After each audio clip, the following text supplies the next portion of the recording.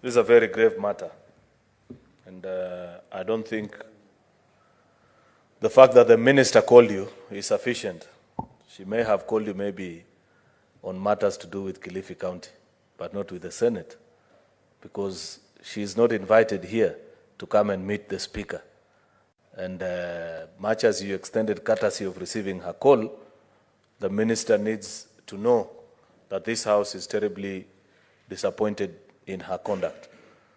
CS Aisha Jumwa, a long-serving parliamentarian who's been here in Parliament for over 10 years, knows very well that when there is a conflict of diaries between the executive and appearance in Parliament, the legislature takes precedence.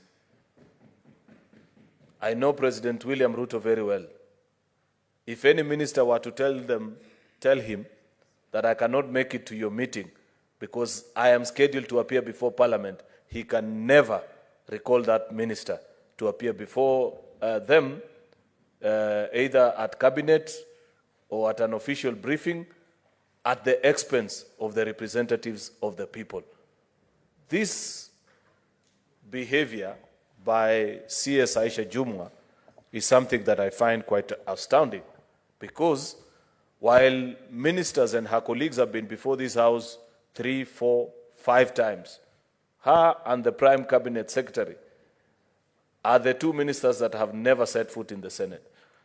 Therefore, Mr. Speaker, I'd wish, with your guidance, and I'm willing to be persuaded by colleagues, maybe who you may grant an opportunity to say a thing or two about this, the conduct of these two ministers, Mr. Speaker, that let us be bound by the collective reasoning of the House, because it is not proper for, I have seen the letter from the office of the Prime Cabinet Secretary. There's an officer by the name Joseph N. Busiega. These are people who need not be in public offices, and I'm not excusing the Prime Cabinet Secretary. But by the time you're writing a letter at 3:57 p.m. for a meeting that is supposed to happen the following morning at 9 a.m., are you normal? Do you know what you're doing in that public office, Mr. Speaker? This cannot be entertained. And I cannot allow Parliament, Mr. Speaker, to be treated like this. Therefore, we have to register our disappointment with both ministers in the strongest terms possible, including the amendment that we have just done to the Powers and Privilege Act, Mr. Speaker. Unfortunately, the amendment is yet to become official law of the land, because it still has to go through the National Assembly, Mr. Speaker. But if it were up to me, we need to issue summons to both ministers, because, first of all, we need to establish whether they recognize that Parliament is bicameral.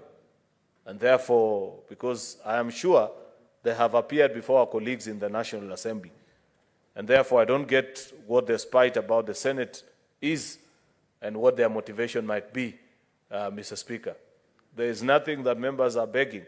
You're coming to respond to issues of the representatives of the people, which the people of Kenya are asking you as a minister through their elected representatives in this House. Therefore, Mr. Speaker, I want to be guided by colleagues in their consideration of this matter, so that we make a decision jointly as a House on what to do.